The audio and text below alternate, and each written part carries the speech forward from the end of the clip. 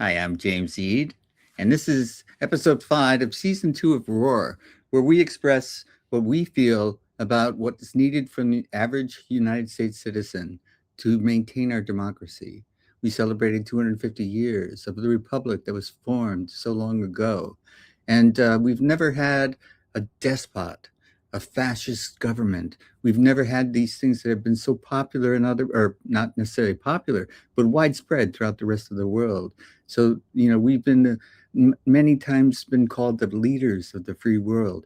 But is that in danger now? Are we just putting on some sort of uh, false front to the rest of the world, or is it really in jeopardy?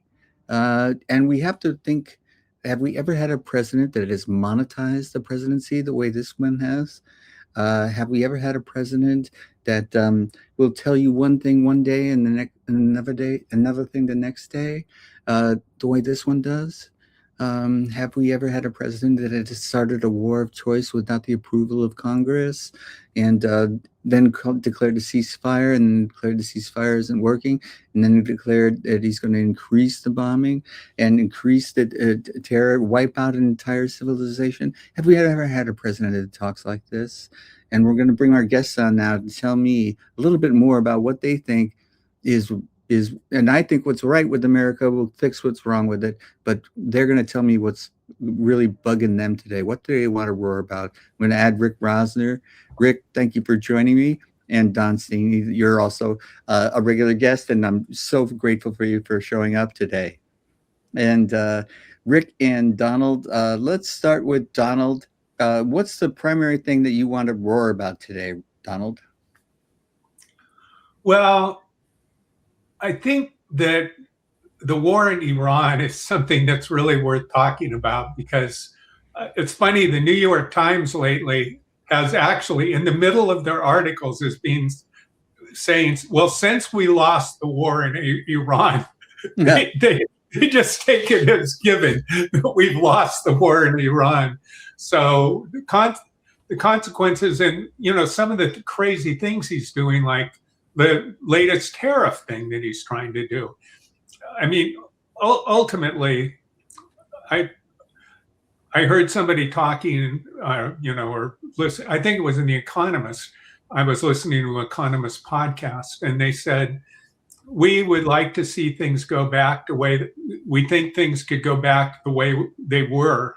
But they said, no, that's never going to happen again. The real world's completely realigning, and the damage that he's done is so incredibly significant that, maybe we could talk a little bit about all the things that he's been doing that, and hopefully maybe some people that aren't aware of it might become aware of it.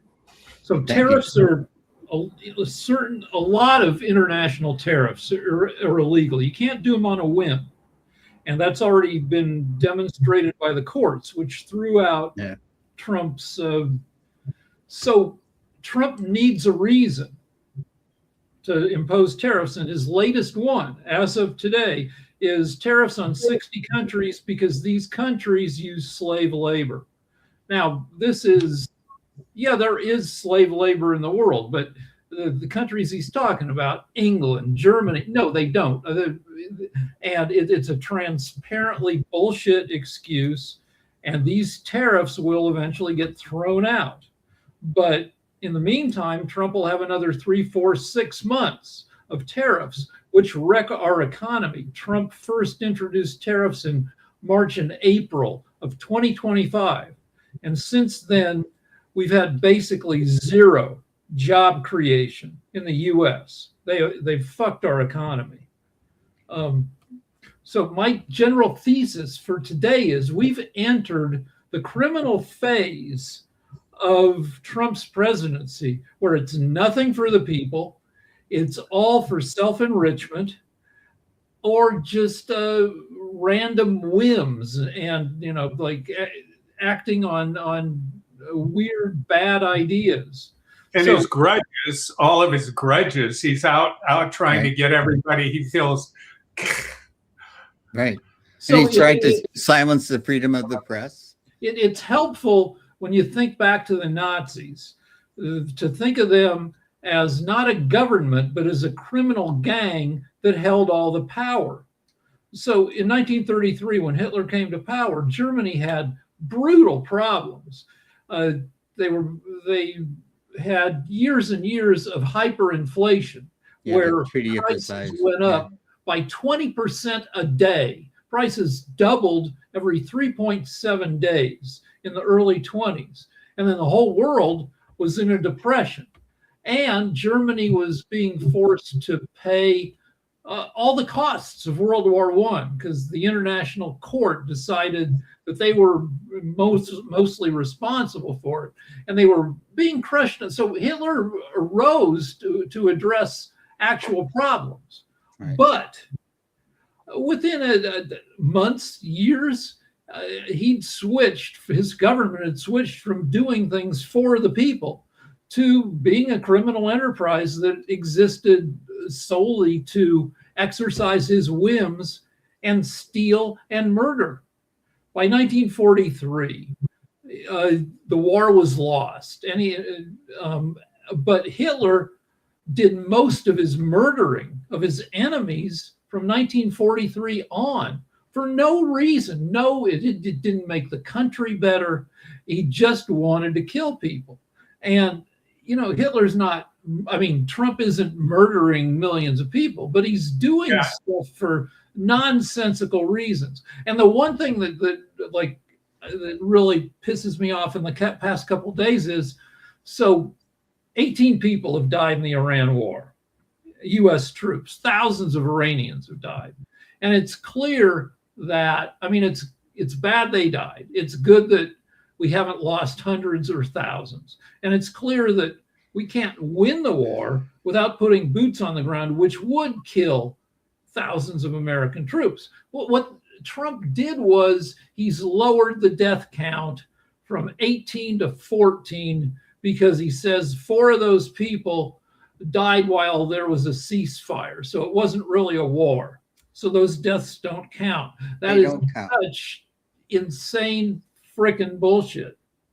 It's incredible that anyone would have the gumption to say that out loud, let alone to the American people, United States citizens. Are we going to continue to turn a blind eye to what's going on?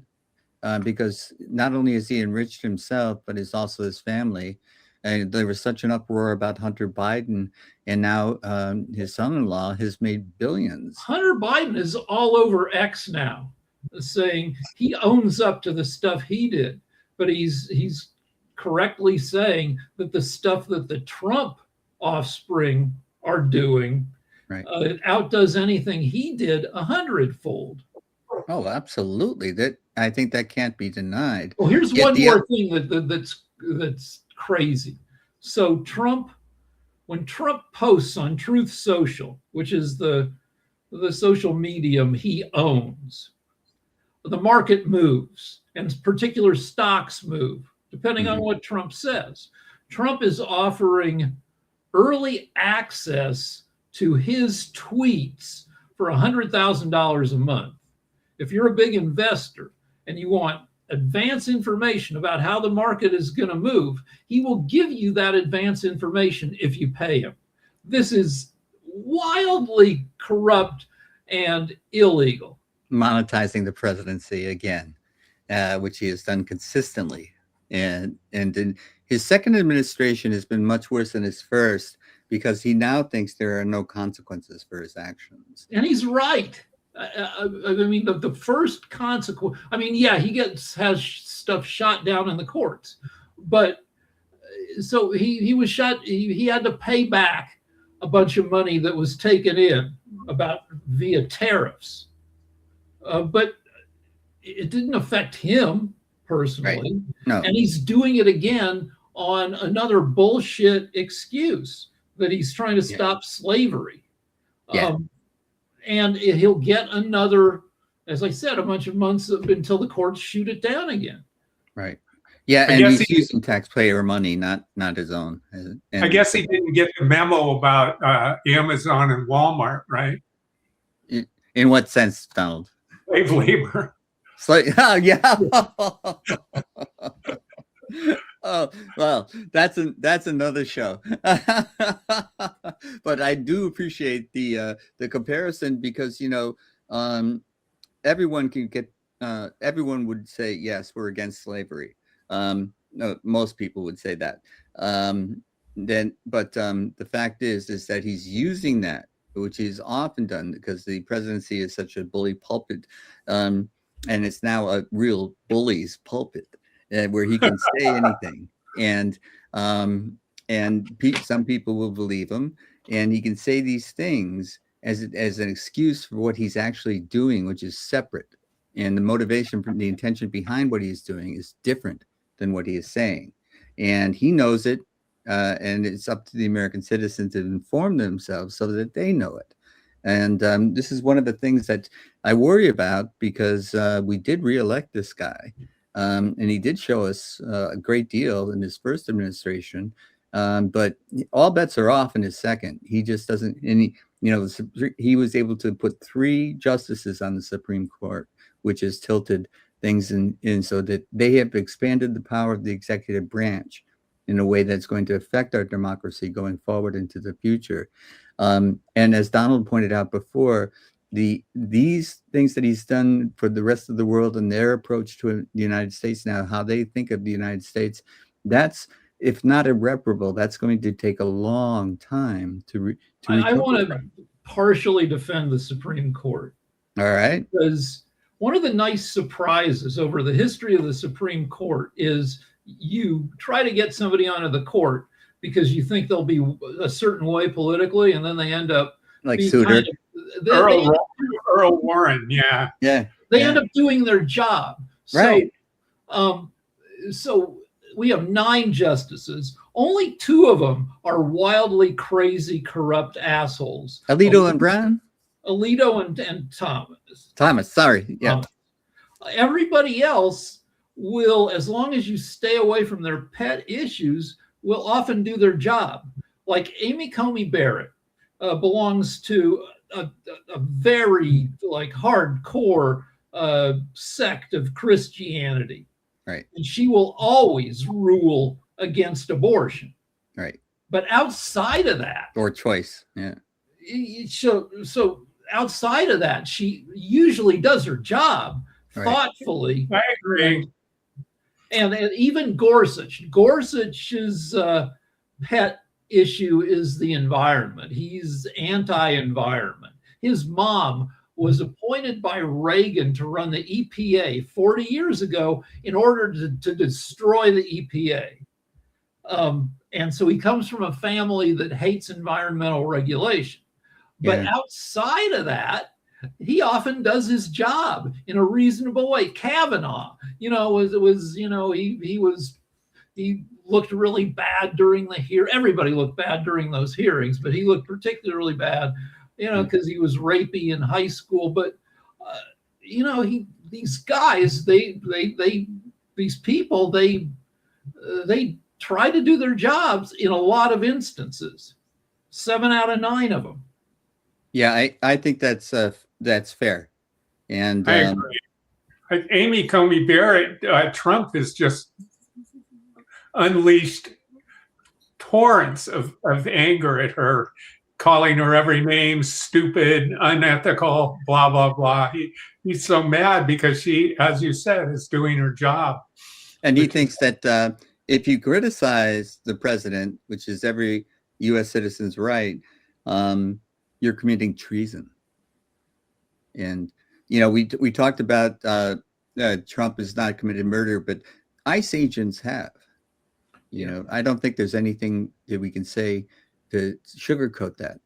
No, the latest couple of murders, one in particular, this guy who has shown has been violent and mentally ill since 2009. It was made an ICE agent and shot a guy in cold blood, even though this is a guy who would never in a million years be put on the LAPD, which does a thorough background check and gives you hardcore psychological testing. Right. I know one or two people who were excellent candidates for being police officers who got shot down on psych, on the psych eval. Right. It's a tough thing, and but ICE is doing little to no background checks. They put people on the street with as little as 6 weeks of training. Right.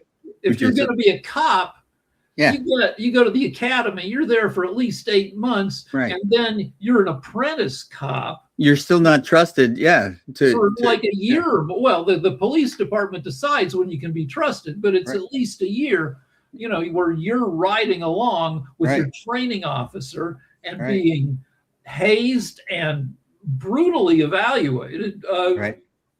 Because police departments fuck up a lot, but most of them take policing seriously. Yeah, and killing American citizens is frowned upon, and but they circle the wagons around these ICE agents who are poorly trained, don't have the background checks and psych evals, So this is one of the things. The other thing that still is, and I want you two to tell me that I'm wrong about this, but Trump is doing he was on the air, but ABC didn't, and NBC I don't think carried it, complaining again about how the 2020 election was stolen from him. It was rigged, but he's doing everything in his power to rig this one, trying to stop vote by mail, which he's failing at, trying to the gerrymandering that's going around the country. There's no question he's been supporting and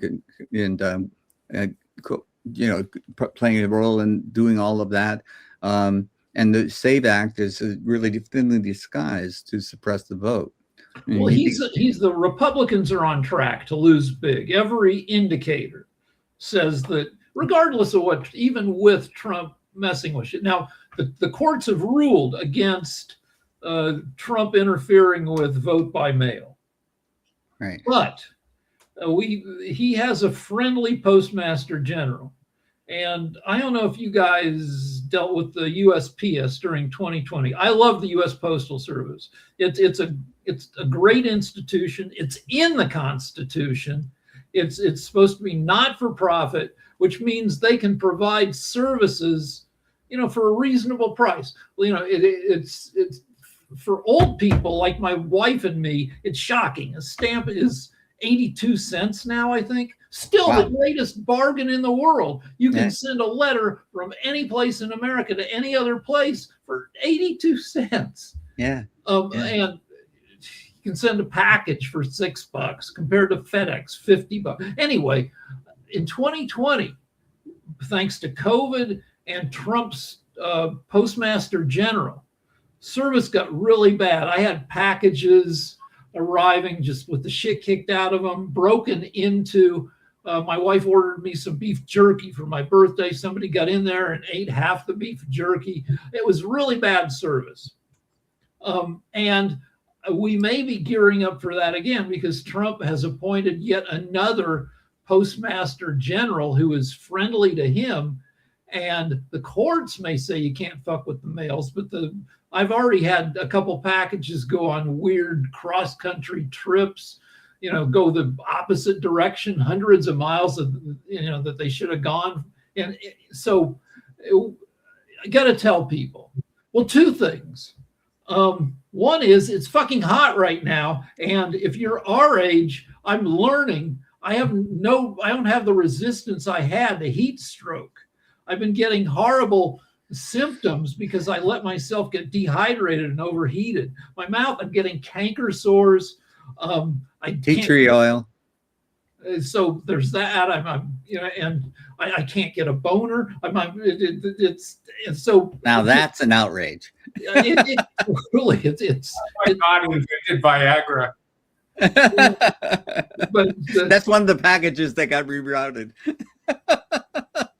It's my package that's suffering misadventures. But anyway, like in LA this week, it's getting up to 106, 108 degrees. Phoenix, 118 degrees. Frickin' Boise, 101.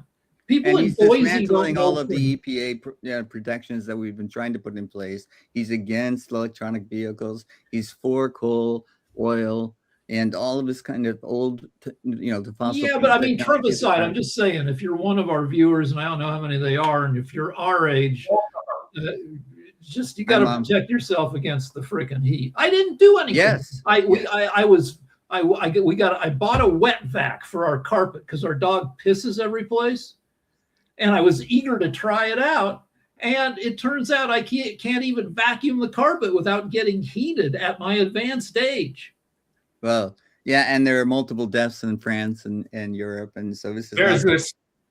There's a book. I think it was a bestseller called Ministry of the Future, and the book starts out with a heat wave in India, where they don't really have air conditioner, and it killed 20 million people.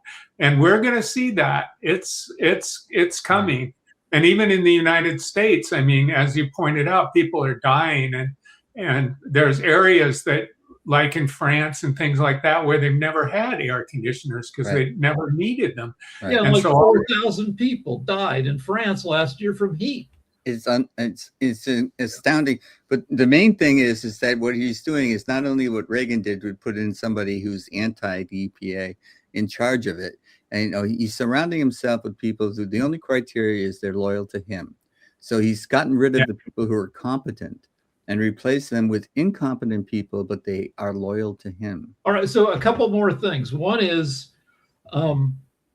if you can, drop off your ballot at the polling place or vote in person, and be kind of leery of voting by mail. If you do vote, and vote by mail if you have to, but get your ballot in early, because the quality of the mail may disintegrate over the next few months. Right, that'll be the November surprise. And this isn't a Trump complaint, but when it's 118, when it's 108, don't fly into Phoenix, the Sky Harbor Airport. Don't fly into Albuquerque, Denver, Houston, if you can help it, at the height of summer heat, because the air is too fluffy and it doesn't hold planes up very well. So your plane has to come in at going 20 knots faster than normal. It's going to be a bumpy ride. Your plane's going to be flying, and you may have an aborted landing, all of which is somewhat terrifying. So if you can wait till cooler months to go to the hot ass cities. Okay. Wow. So the roaring about the environmental change that's going on, it's not Trump's fault, but he's doing everything he can to dismantle the things that we could do to mitigate it. Because many people think we've already crossed the line. And yeah, we have. Yeah, I tend to be on that side as well. And the consequence, if we put everything we can into it right now, we have a fighting chance to mitigate it, but not to stop it. And we're not putting everything we can into it because there are still deniers, and one of them is in the White House right now. Yeah, there's one thing in our favor. It's a bad news, good news thing, which is the whole world is making fewer babies. We've got a fertility crisis. Gen Z is they're on their phones all the time. They don't have the social skills or the desire to do the work it takes to get laid, right? Because there's a cavalcade of porn and just other entertainment. Everybody's in a 300, with two roommates in a 400 square foot, studio apartment where you can't get in, you can't get laid enough, when you've don't have a room, you've just got a partition because somebody put up a sheet.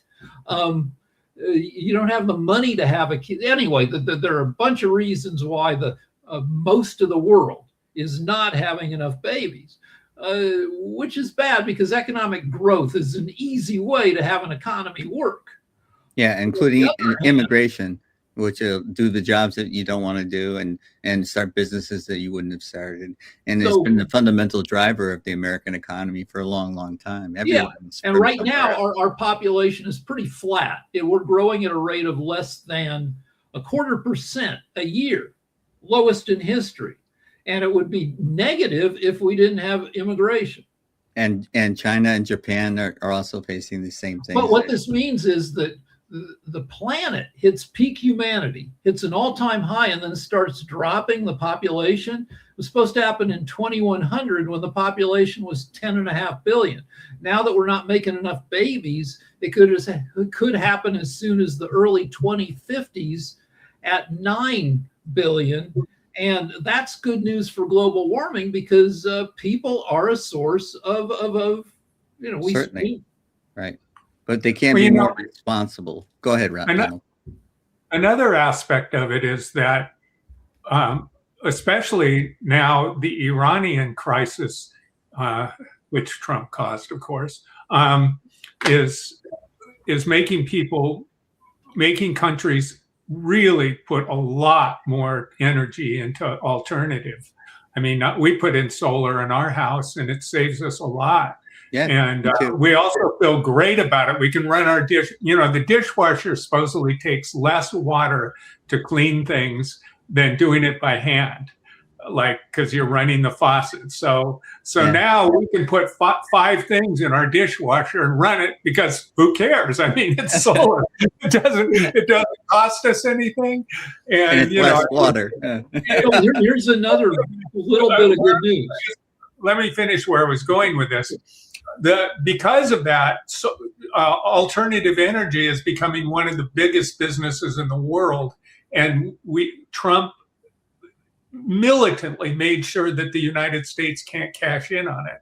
And I mean, that's like so fucking stupid. And one other little thing about it: the reason people aren't using coal is because it's too expensive. It costs way more than natural gas and way more than solar. So everywhere in the world, I mean, China is creating solar. They still use a lot of coal, but they're trying to phase it out. They're making solar systems way faster than we are. So yeah, they're kicking our butts in that. The Trump's reasons are always stupid. He doesn't like wind power because he owns a golf course in Scotland or Ireland or something where close to the coast, and there were these offshore, big old turbines. He didn't like that they messed up his view, so he's gonna fuck over wind for an entire country. Yeah. And coal, we're down to 40,000 coal miners. In the 20s, we had almost 1 million when we didn't have alternatives to coal.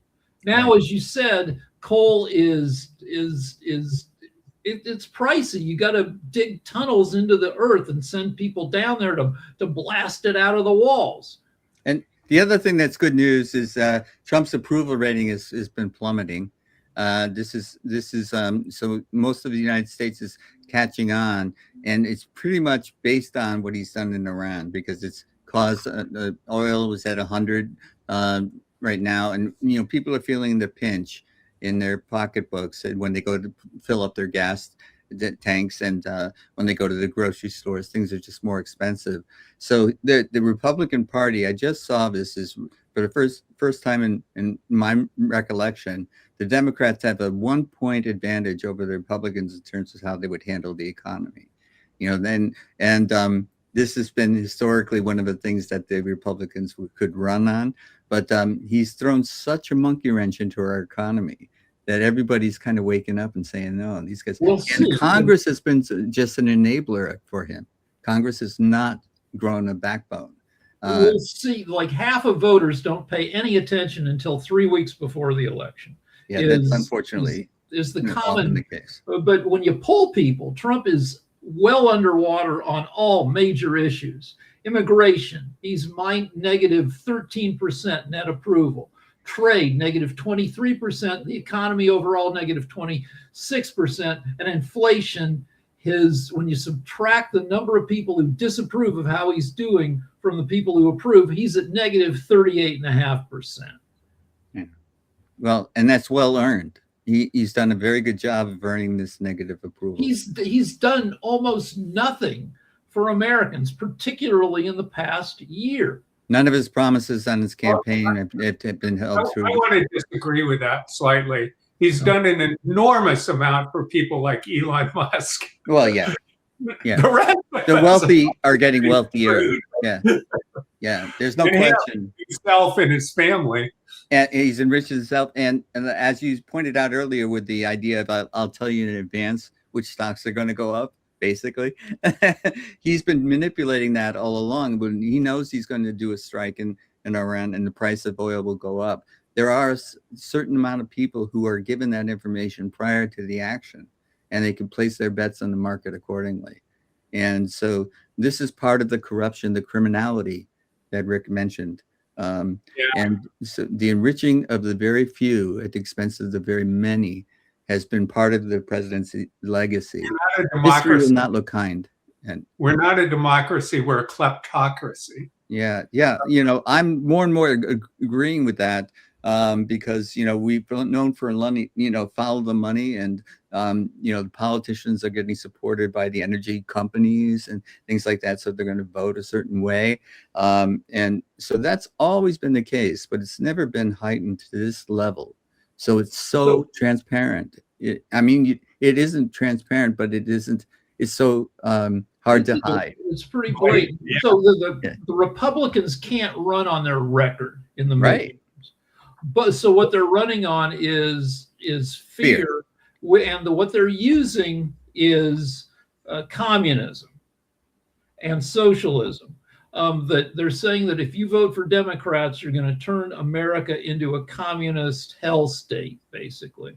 And all the usual sources, everybody at Fox News and One America News and Newsmax, they're all beating the same drum. Of course. However, if you refer to the Heritage Foundation is where Trump gets his ideas from. They're a hyper conservative. They want to establish a Christian dominion government and do away with, they want to shrink the government so it doesn't do much for people. And I'm sure not everybody at the Heritage Foundation is a lunatic, but they do have some people who are so conservative. There's somebody at the Heritage Foundation who says that it should be illegal to have non-procreative sex. That if you're having sex and there's not a chance that somebody can get pregnant from it, it should be illegal, including masturbation. Because it might lead to dancing? What's the argument against it? It's just that's not what Jesus wants you to do. Oh. Jim. And so they're a creepy organization. However, they do some stuff that's good. And one thing is they have an index of economic freedom for 90% of the countries in the world. 10% of the countries in the world are such a mess they can't be ranked in what they call economic freedom is really capitalism. So the Heritage Foundation ranks countries by how capitalistic they are.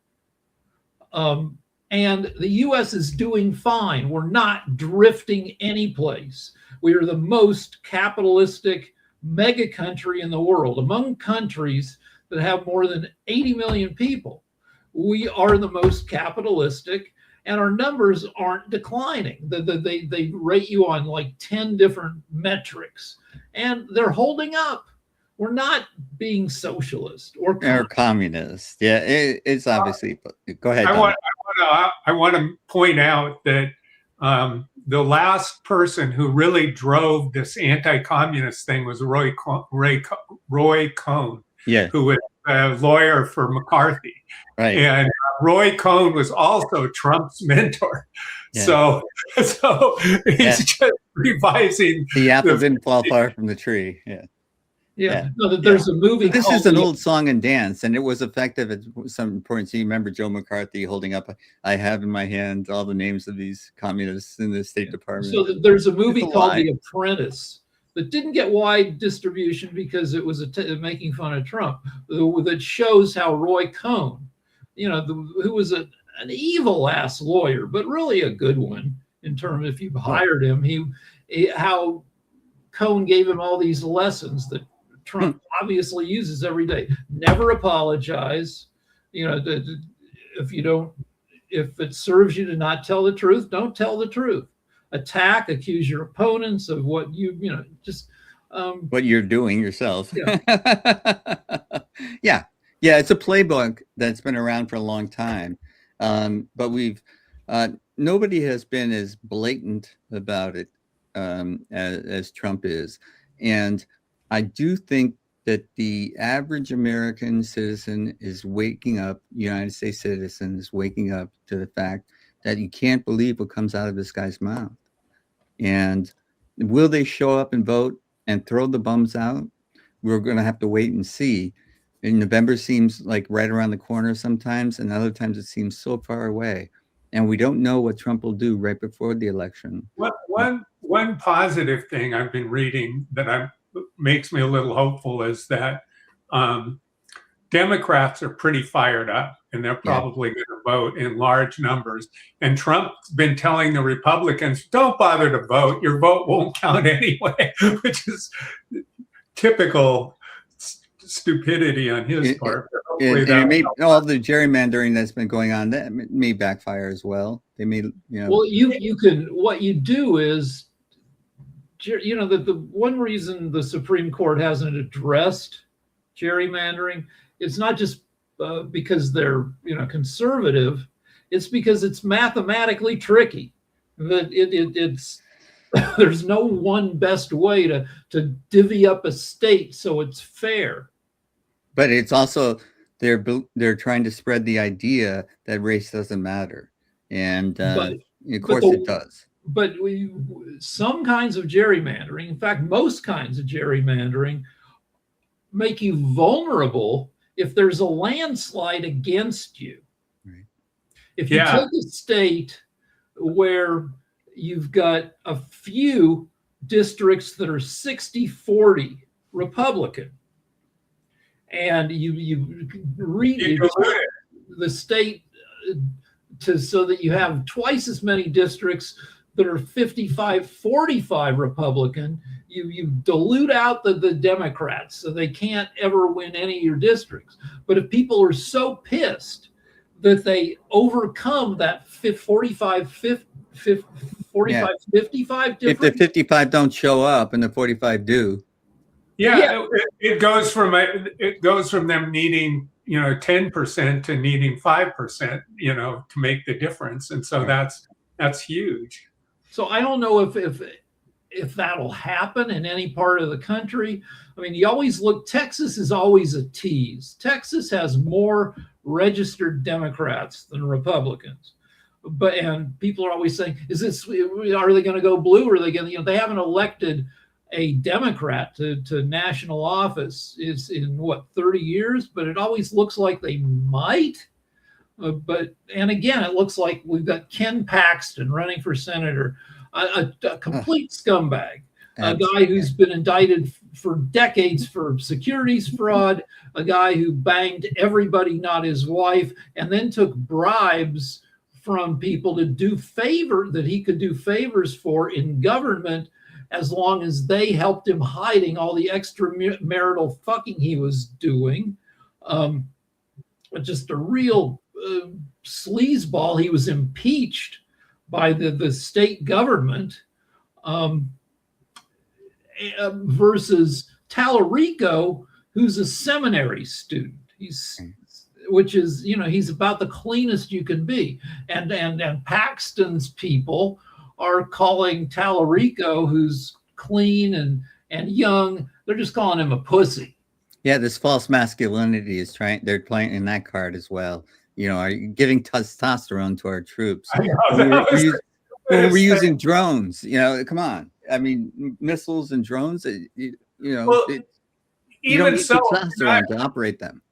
It's not really clear that the relationship between hypermasculinity and testosterone is actually the way it works. We have quite a few hormones and things and it's actually very complicated. So just this idea that you feed the troops more testosterone and they're going to be more whatever, it's just not scientific.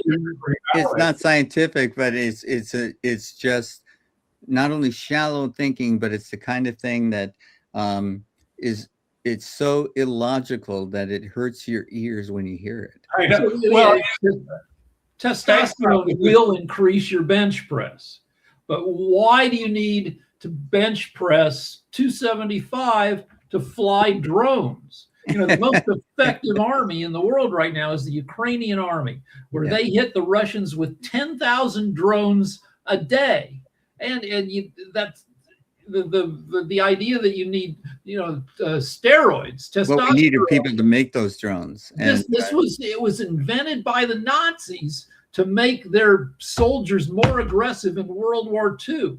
So when we are pumping our troops full of testosterone, we're using an 85-year-old model of war. All right. I think we've done enough roaring today, unless you guys have a burning desire to share one last roar. Just this one more thing, which is, Ukraine, this poor ass country with 40 million people, is fighting this very successful war with cheap equipment. Right. The U.S. is asking for a total of $1.5 trillion. Yeah. Which again is using an obsolete model of military strength. That's if they got the 1.5 trillion, that would be more than the next 18 countries combined. Yeah. Enough and we just to print buy money for that. We'll enough just to print buy more the money, which is inflationary, which will make everything cost more. right. So But 1.5 trillion is enough to buy every building, every house, every Jack in the Box, every building in Houston, to buy the entire city and still have $600 billion left. It's an inconceivable amount of money. Yeah. It starts to add up. And the national debt is another problem, but another episode in our future. We'll roar about that. I think it might be interesting again to roar a little bit more about Iran, because, like Jimmy Carter, Ronald Reagan, they had the hostage crisis. They had every reason to attack Iran, but nobody was stupid enough to do it because everybody knew they would block the Strait of Hormuz, and there isn't a goddamn thing you can do about it because, as Rick just pointed out, all they need are cheap drones to attack. Netanyahu has been pitching the same idea of regime change to president after president after president. Trump is the only one that bought it. So he kidnapped one president and he assassinated another leader. So when is this going to stop? When are we going to be fed up enough to throw? He started 8 wars. He promised his thing that he would do is end wars. What is it with his followers? I mean, what would he run on? Lowering inflation in a month. No more wars, ending all the wars. Inflation's going through the roof. He's had 8 wars he started. I mean, Jesus. Yeah. It's partly a math problem where Trump does increasingly ridiculous things, and the smarter members of MAGA kind of back away and go silent, which leaves the remaining MAGAs, the loud ones, that it lowers their average IQ. If the smartest people on your side are constantly peeling away, then the average intelligence of your remaining supporters keeps dropping.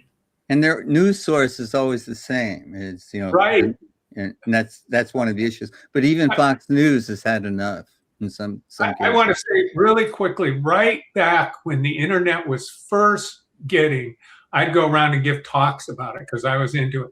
And one of the things I said is that